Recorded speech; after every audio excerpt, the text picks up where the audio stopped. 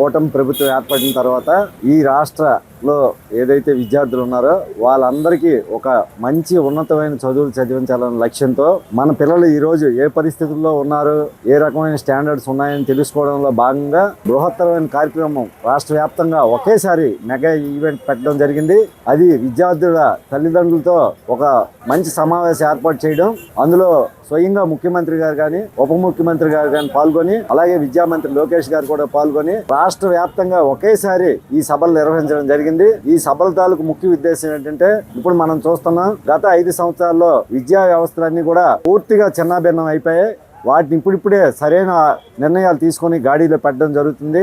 విచ్చలవిడిగా గంజాయి కానీ, విద్యార్థులు మత్తు పదార్థాలకు అలవాటు పడిపోవడం కానీ, సెల్ ఫోన్లకు ఎడిక్ట్ అయిపోవడం కానీ, నేర ప్రవృత్తిలో వెళ్ళిపోయిన పరిస్థితులు ఉన్నాయి. ఆ పరిస్థితుల నుంచి కాపాడడానికి పిల్లల్ని సక్రమైన మార్గంలో పెట్టి ఉన్నత చదువులు చదివించి వారికి ఒక మంచి ఉపాధి అవకాశాలు కల్పించడంలో భాగంగా పేరెంట్స్, టీచర్స్ అందరూ కలిపి ప్రభుత్వం సహకారంతో ఒక ముందుకెళ్లాలని ఒక మంచి కార్యక్రమం ఈ ప్రభుత్వం తీసుకొచ్చిందని చెప్పడంలో చాలా ఆనందించాల్సిన విషయం.